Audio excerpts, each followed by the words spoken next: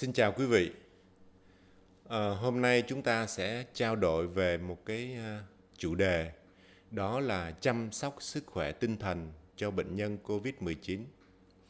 Thì như quý vị đã biết là cái đại dịch Covid này đó, nó được xem như là một cái sự kiện, một cái biến cố chưa từng có xảy ra ở trong quá khứ và chưa từng có tiền lệ.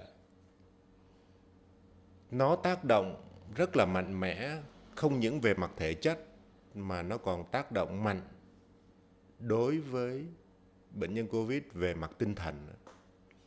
Và nếu mà chúng ta không có những cái biện pháp mà can thiệp kịp thời á, thì nó sẽ để lại những cái sang chấn rất là ảnh hưởng tới sức khỏe tâm thần của người bệnh.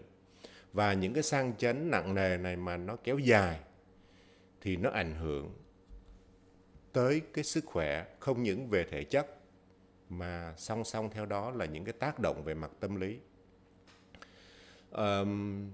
Trước cái tình hình như vậy thì chúng ta cùng xem coi là những cái tác động đó nó ảnh hưởng thế nào đến sức khỏe tinh thần của người bệnh nhân COVID-19. Thì tôi sẽ đưa ra một vài cái số liệu thống kê để cho quý vị thấy là cái đại dịch này nó ảnh hưởng như thế nào đến cái sức khỏe tâm thần của người bệnh. Thì như quý vị đã biết đó, là những cái đợt dịch vừa qua nó xảy ra trên khắp thế giới. Điển hình như là ở Hàn Quốc, người ta cũng bị ảnh hưởng rất là nặng nề và người ta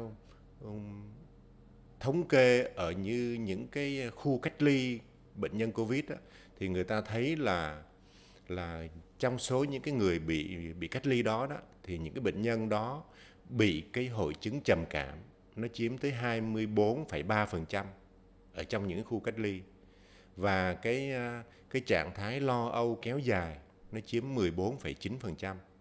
Đó là cái số liệu thống kê của Hàn Quốc. Còn ở Ấn Độ, như quý vị đã biết đó, là Ấn Độ là một cái tâm dịch của thế giới. Họ cũng chịu nhiều cái tác động rất là nặng nề. Thì người ta nghiên cứu không những là ở bệnh nhân mà nghiên cứu nhiều ở các cái đối tượng khác. Trong đó nó có đội ngũ nhân viên y tế. Thì người ta thấy là nhân viên y tế cũng bị stress rất là nặng nề, và nó chiếm tới 52,43% nhân viên y tế bị những cái stress. Và trong đó thì bác sĩ chiếm tới 63,58%. Nhưng mà điều dưỡng y tá thì cái tỷ lệ cao hơn. Nó chiếm 68,29% trong số những nhân viên mà có cái hội chứng stress. Thì một vài cái thống kê để cho quý vị biết là nó ảnh hưởng tới mọi tầng lớp xã hội, mọi thành phần, chứ không phải là nhất thiết là cái đại dịch này nó chỉ tác động đến người bệnh không.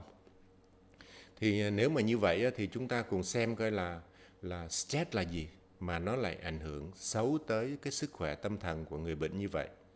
Thì nói một cách sơ lược là người ta định nghĩa là stress là cái trạng thái căng thẳng của cơ thể mà qua đó nó buộc phải huy động tất cả các cái hệ thống phòng vệ để đối phó với lại cái tình huống đe dọa tới sức khỏe tâm thần của họ. Đó là cái hiện tượng stress. Thì cái stress này nó gồm những cái yếu tố nào tác động vô mà nó gây ra cái hiện tượng stress. Thì nó có hai vấn đề. Một là từ yếu tố tác động ở bên ngoài, nó tác động vô.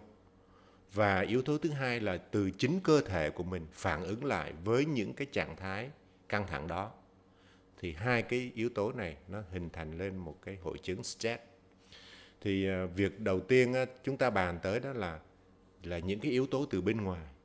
Những cái yếu tố nào nó tác động lại trong con người mình.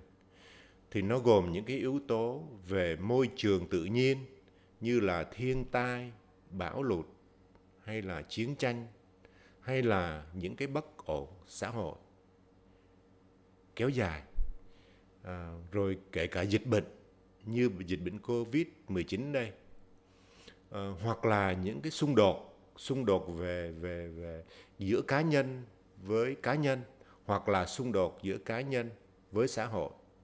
Có những cái xung đột trong gia đình, như là xung đột giữa các cái thế hệ với nhau mà kéo dài, thì nó cũng gây ra những cái tác động xấu tới sức khỏe tâm thần của người bệnh.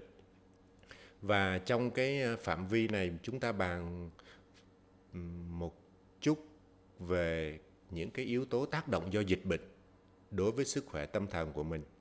Thì như quý vị đã biết là trong cái đại dịch Covid-19 này đó, thì cái tác động đầu tiên tới cái sức khỏe tâm thần mình đó, thì việc đầu tiên đó là chúng ta đang là bị rối nhùi trước một rừng thông tin về dịch bệnh.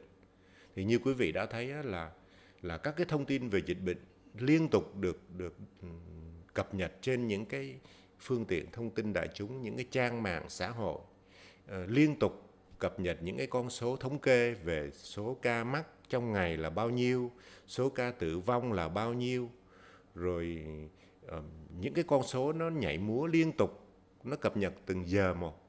Đó, tất cả những cái đó nó tác động vào, nó làm cho chúng ta có cái trạng thái căng thẳng, lo âu. Rồi như quý vị đã biết là trên những cái mạng xã hội liên tục người ta đưa lên những cái tin tức về số người chết, những cái hình ảnh của những cái xe cấp cứu hụ còi chạy trên đường, rồi những cái lò hỏa táng liên tục đưa ra.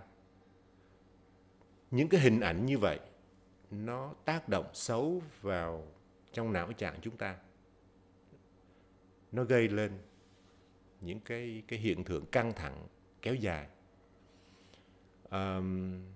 Rồi những cái biện pháp chống dịch của chính phủ cũng được liên tục cập nhật. Những cái khuyến cáo về mức độ nguy hiểm của bệnh dịch cũng được cảnh báo. Liên tục những cái thông tin nó ập đến, nó làm cho chúng ta tăng cái mức độ lo âu lên. Rồi những cái hình ảnh, những cái khu cách ly được dựng lên, những cái hàng rào, rồi những cái trạm kiểm soát. Đó, những cái hình ảnh đó nó ghi vào trong não của chúng ta. Rồi đặc biệt là những cái gia đình mà có người cách ly tại nhà, quý vị thấy là nó có những cái bảng cảnh báo là gia đình này có người cách ly y tế chẳng hạn. Thì những cái hình ảnh đó nó liên tục nó ghi vào trong cái não trạng mình những cái vết hằn, mà những cái vết hằn đó là những cái vết hằn tiêu cực chứ không phải là những cái vết hằn tích cực. Rồi cộng thêm với lại những cái sự kỳ thị của những người chung quanh, người ta sợ dữ lắm. Người ta thấy một gia đình nào mà có cái bảng cách ly là người ta còn sợ hãi, người ta xa lánh. Đó. Chính vì vậy mà nó lại càng làm cho người bệnh cảm thấy là mình bị cô đơn, mình bị xa lánh, thì nó lại càng tạo thêm cái áp lực về tâm lý cho người ta. Tất cả những cái vấn đề đó mà chúng ta quan tâm một cách quá mức, chúng ta phản ứng lại nó một cách thái quá, thì nó cũng gây tác động xấu về mặt tâm lý đối với người bệnh. Rồi từ trong những cái phản ứng từ trong cơ thể mình đối với những cái hiện tượng đó như thế nào. Người ta lo lắng không biết là mình có bệnh hay không. Rồi chung quanh mình đây mình có tiếp xúc với ai bị bệnh hay không. Tất cả những cái đó nó cũng đều tác động xấu. Và như quý vị đã biết là cái thời gian cách ly xã hội của chúng ta thì nó cũng kéo dài. Mà chính vì mà nó kéo dài như vậy thì nó ảnh hưởng về mặt thể chất, về mặt tinh thần. Trong đó nó còn ảnh hưởng về vấn đề kinh tế của chúng ta. Thì như quý vị đã biết, bà con chúng ta đa số là những người làm công ăn lương, những cái người buôn bán nhỏ, mà phải cách ly lâu như vậy, cách ly xã hội lâu như vậy, thì người ta lo lắng không biết là mình sẽ sống như thế nào đây, chi phí cuộc sống ra sao, bao nhiêu những cái gánh nặng, cái áp lực nó đè lên vai của chúng ta. Và khi mà chúng ta sống ở trong một cái giai đoạn mà cách ly lâu như vậy đó, thì chúng ta bị mất đi cái mối tương tác với bạn bè. Với bạn bè chúng ta cũng không còn được giao lưu, không còn mất cái sự tương tác, rồi mất cái sự tương tác với công việc. Những cái công việc mà mình yêu thích từ trước tới giờ thì mình bị gián đoạn lại. Nó cũng gây một cái tác động xấu. Rồi từ đó nó gây ức chế về mặt tâm lý, về mặt cảm xúc của mình nữa. Mà nếu những cái tác động đó nó kéo dài thì chắc chắn rằng nó sẽ gây ra những cái tổn thương cả về tinh thần lẫn về thể lý. Tất cả những vấn đề đó nó tạo lên những cái stress, ảnh hưởng xấu tới tâm lý của người bệnh. Như vậy thì đó là những cái nguyên nhân nó làm cho người bệnh đang là bị nhiễm bệnh rồi, bây giờ cộng thêm một cái stress về mặt tâm lý như vậy. Thì mình cùng tìm hiểu một chút coi là những cái stress này nó biểu hiện ra bên ngoài như thế nào, để mà mình có thể phán đoán được, mình có những cái giúp đỡ, có những cái can thiệp kịp thời. Thì người ta thấy là đối với từng cá thể người ta chia ra, nó có 4 cái nhóm nhân cách. Mỗi một nhóm nó phản ứng với lại những cái stress đó theo một cái cách riêng. Thì cái nhóm mà chúng ta thường hay gặp nhất là sự bùng nổ, sự giận dữ do bị đè nén lâu ngày. Người ta bùng nổ cái sự giận dữ, cái sự phản ứng thái quá. Thì như chúng ta thấy nó là đợt vừa rồi đó, quý vị coi trên các cái trang mạng xã hội, quý vị biết là những cái trạm gác chẳng hạn, những cái trạm mà kiểm soát dịch tễ, nó có một số người ta phản ứng thái quá. Cùng một sự vật, cùng một hiện tượng, nhưng mà người thì phản ứng một cách quyết liệt. Có những cụ ông 80 tuổi rồi mà phản ứng rất là gay gắt với lại nhân viên của các cái trạm kiểm dịch đó. Rồi ngay cả bản thân những cái nhân viên mà ở các cái trạm kiểm dịch đó cũng có những anh em phản ứng một cách rất là mạnh mẽ. Thì như vậy đó là nó do đâu? Tất cả đều là do những cái đè nén lâu ngày, những cái sự bùng nổ về mặt cảm xúc, nó gây ra những cái hiện tượng đó. Hay là đợt vừa mới ngày hôm qua thôi, thì có cả một vị bác sĩ là một vị lãnh đạo của một bệnh viện lớn ở thành phố, cũng có những cái phản ứng rất là gay gắt, rất là quyết liệt. Thì như vậy đó, thì để quý vị thấy là nó ảnh hưởng bất kể là tuổi tác thế nào, bất kể trình độ văn hóa ra sao, nó đều có những cái tác động rất là mạnh tới cái sức khỏe, đời sống tinh thần của người bệnh. Thì như vậy đó, đứng về phía người thầy thuốc thì mình phải có những cái nhận xét thế nào về những cái hiện tượng đó. Thì theo tôi nghĩ, đó là những cái sang chấn tâm lý, đó là những cái tổn thương lâu ngày, nó bị kìm nén và bây giờ nó bung ra, nó bộc phát ra. Cho nên là mình đứng trước những cái sự việc như vậy thì chúng ta phải có những cái sự giúp đỡ kịp thời đối với những cái người mà bị tổn thương tâm lý như vậy. Rồi cái nhóm thứ hai thì lại có một cái nhóm người là thất vọng, chán chường, không có muốn làm việc gì nữa. Đó, và suốt ngày ủ rũ, buồn bã. Và có những cái trường hợp nặng nề hơn, đó là có những cái ý định làm tổn thương tới thân thể của mình. Và nặng hơn nữa thì có thể nghĩ tới vấn đề tự sát. Cho nên là quý vị thấy là nó tác động mạnh mẽ dữ lắm. Rồi có cái nhóm thì im lặng, thờ ơ, không quan tâm. Rồi còn lại nữa thì một nhóm cuối là cái nhóm mà người ta giữ cái thái độ bình tĩnh với những cái sự vật, những cái sự hiện tượng nó tác động vào. Thì Đó là 4 cái nhóm người mà người ta phản ứng với những cái stress. Và nếu mà họ vượt qua được những cái giai đoạn đó thì họ sẽ bước qua một cái giai đoạn khác, nó gọi là cái giai đoạn thích nghi.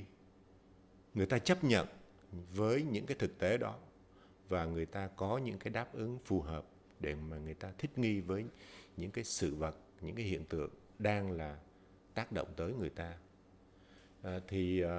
Mà nếu trường hợp mà người ta không có thoát ra được, người ta không có thích nghi được, mà người ta đè nén lâu ngày, những cái stress đó nó tác động lâu ngày, thì nó sẽ lâm vào một cái tình trạng tổn thương thể lý. Tức là nó có những cái tổn thương tới cái sức khỏe thể chất của người ta. Mà cái đó thì người ta gọi là những cái rối loạn căng thẳng sau một cái chấn thương kéo dài, mà cái từ chuyên môn người ta gọi tắt là PTSD. Đó là những cái tổn thương trường diễn kéo dài của một cái stress tác động vào một cơ thể. Thì các cái triệu chứng san chấn tâm lý kéo dài, hay là người ta gọi tắt là PTSD đó, nó gồm những cái vấn đề gì? Thì như là các cái nhà mà nghiên cứu về tâm lý của người bệnh thì người ta thấy rằng nó có, khi mà cơ thể người ta có những cái stress trường diễn, cái stress kéo dài như vậy đó, thì nó những cái cảm xúc của từng cá thể nó biểu hiện ra bên ngoài khác nhau. Có người thì cảm thấy là sợ hãi, né tránh. Có người thì tức giận, bùng nổ ra như tôi mới trình bày hồi nãy. Có người thì không ngủ được, rất là khó ngủ. Cũng có một số khác thì lại ngủ ly bì, ngầy ngật. Và cái chung nhất là không có tập trung được về mặt tinh thần. Làm việc nó bị sao nhãng, nó không tập trung vào một việc gì.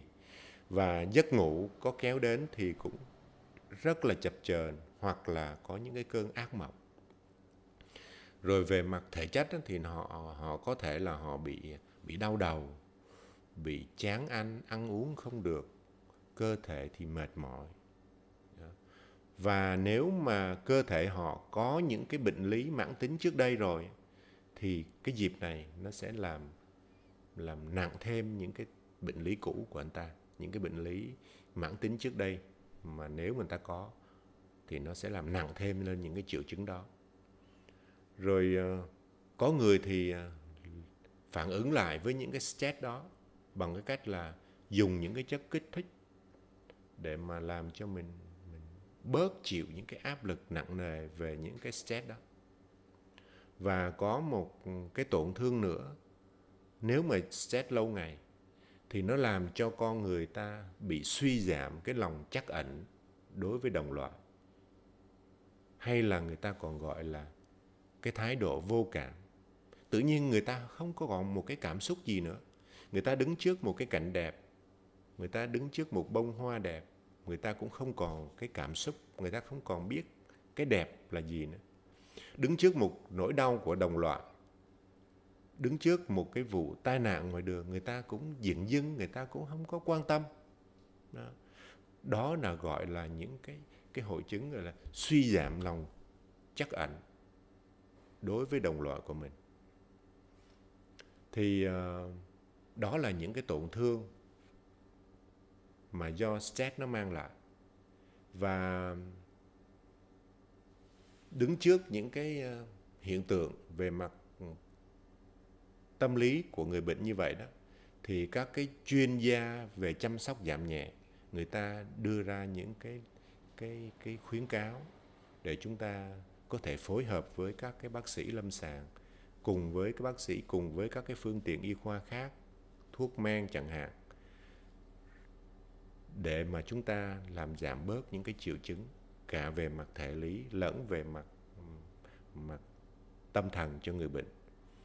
Thì người ta đưa ra những cái khuyến cáo đối với xã hội, đối với chính phủ, thì các cái nhà chăm sóc giảm nhẹ thì người ta khuyến cáo là, mà cụ thể là đối với cái đại dịch Covid này, thì về phía chính phủ phải có những cái sự hỗ trợ của chính phủ, hỗ trợ về mặt vật chất lẫn cả tinh thần, và phải cái sự hỗ trợ này phải kịp thời. Bởi vì nếu mà chúng ta không có hỗ trợ, không có giúp đỡ người bệnh một cách kịp thời đó, thì nó tác động xấu là người bệnh người ta cảm thấy người ta bị bỏ rơi, người ta bị lãng quên, người ta bị xa lánh. Nó lại càng thêm những cái áp lực cho người ta. Và cần thiết nữa là cái sự đồng cảm của những người chung quanh, đặc biệt là những người trong gia đình với nhau, những người thân của mình. Tránh cái sự kỳ thị đối với người bệnh. Đặc biệt là những cái người mà phải cách ly tại nhà đó, thì bà con mình còn sợ dữ lắm. Thấy có cái bảng treo là gia đình cách ly là mình xa lánh, mình không có. Mà đối với lại các cái nhà dịch tễ thì đó lại là một cái biện pháp rất tốt cho mình chứ. Mình không sợ, tại vì mình biết đây là cái nơi có nguy cơ lây nhiễm, mình biết đây là người bệnh, thì mình có cái biện pháp phòng ngừa nó phù hợp, thì nó bảo vệ được mình, bảo vệ cho những người xung quanh nữa. Còn nếu mà trường hợp mà giả sử như những cái F0 ở trong cộng đồng chẳng hạn, mà mình không biết ai là người trong người có virus, thì cái đó mình mới đáng lo. Chứ còn ở đây là các cái cơ quan y tế người ta đã cảnh báo cho mình bằng những cái dấu chỉ như vậy rồi, thì mình phải an tâm và mình có những cái biện pháp hỗ trợ kịp thời, để cho người ta cảm thấy bớt bị kỳ thị, bớt sự cô đơn, bớt sự cảm thấy là mình bị bỏ rơi. Và nếu mà mình có những cái mâu thuẫn nội tại thì mình phải giúp đỡ họ để họ giải quyết trực tiếp các cái mâu thuẫn đó. Và một điều quan trọng nữa là chúng ta phải chọn lọc thông tin một cách phù hợp. Bởi vì thông tin bây giờ nó quá nhiều trên các cái phương tiện thông tin đại chúng. Mà nếu mà mình cứ bị ám ảnh liên tục bởi vì những cái hình ảnh tiêu cực đó, hình ảnh xe cứu thương hụ còi liên tục chạy trên đường, mà đợt vừa rồi thì chính phủ phải có những cái chỉ thị là không có được bóp kèn, hụ kèn khi mà lưu thông ở trên đường, bởi vì sẽ làm cho người bệnh người ta cảm thấy hoang mang, lo lắng. Cho nên là phải có cái sự chọn lọc thông tin cho nó phù hợp.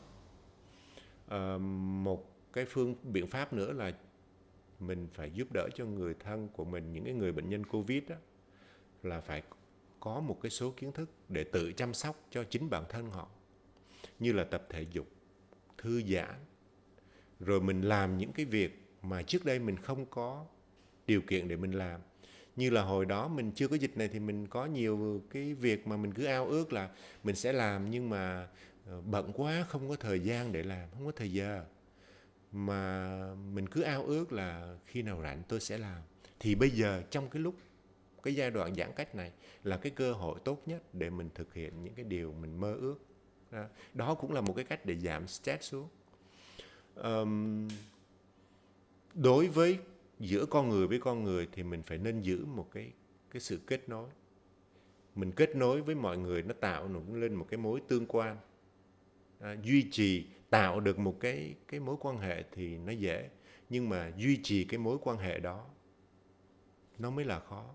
Và mà nếu mà chúng ta biết là duy trì được cái mối quan hệ đó bằng cách là mình gọi điện cho người thân của mình, hỏi thăm tình hình sức khỏe ra sao, vân vân, những cái mối liên kết đó nó sẽ là một cái động lực để giúp cho người bệnh có một cái tinh thần nó vững chãi hơn. Còn đối với trẻ nhỏ thì mình cũng có những cái biện pháp phù hợp. Mình cùng chơi với trẻ nhỏ, mình cùng học với trẻ nhỏ, rồi mình cùng dạy cho trẻ có những cái kỹ năng đối với cuộc sống này. Đó cũng là một những cái thời gian quý báu mà mình dành cho con trẻ của mình. Và vấn đề chăm sóc sức khỏe tâm linh cũng được các cái nhà chăm sóc giảm nhẹ đặt ra. Thì chăm sóc sức khỏe tâm linh á, thì người ta gọi là spiritual health.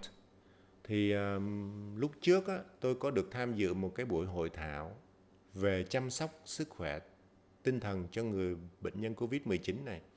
Thì tôi có được nghe giáo sư Nathan của Đại học Fulbright.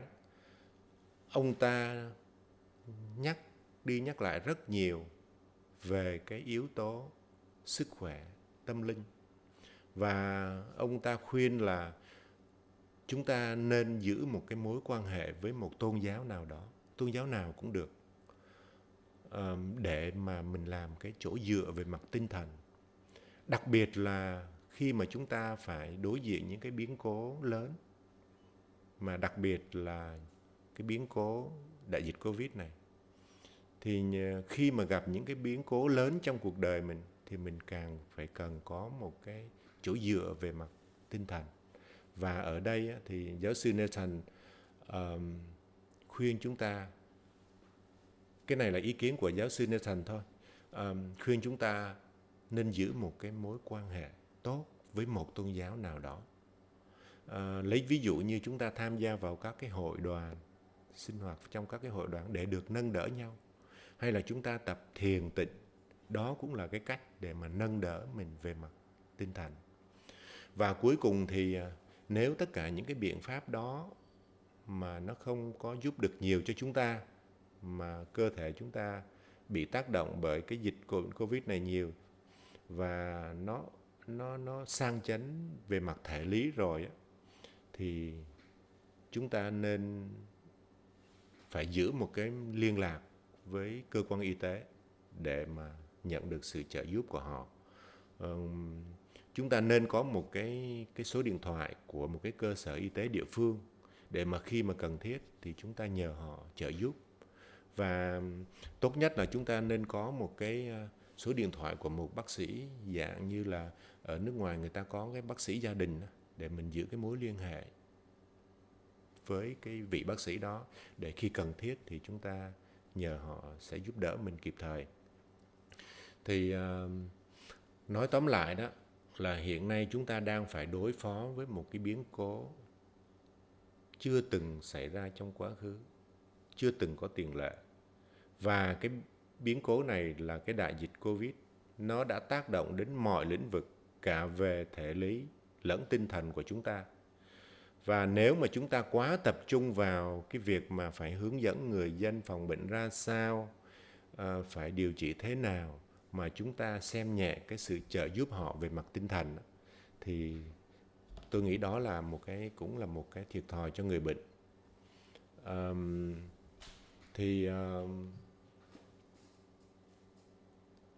Có một cái lời khuyên của các cái chuyên gia về chăm sóc giảm nhẹ đối với người bệnh là chúng ta cần có một cái mối liên hệ tốt với tha nhân, với mọi người, và những cái mối quan hệ tốt đẹp với cộng đồng của một cái địa phương đó với nhau. Thì trên đây là tôi vừa trình bày những cái nguyên nhân, những cái biểu hiện sơ lược về cái tình trạng mà tổn thương tâm lý kéo dài ở người bệnh nhân Covid, và đối với những người phải cách ly lâu ở trong nhà thì nó tạo ra những cái stress, và những cái stress đó nó ảnh hưởng như thế nào đến sức khỏe của người bệnh, để chúng ta có những cái kiến thức sơ lược chủ động để giúp đỡ họ và người thân của chúng ta vượt qua cái đại dịch này. Đó là mấy ý kiến mà chúng tôi vừa trình bày với quý vị, và xin kính chào quý vị.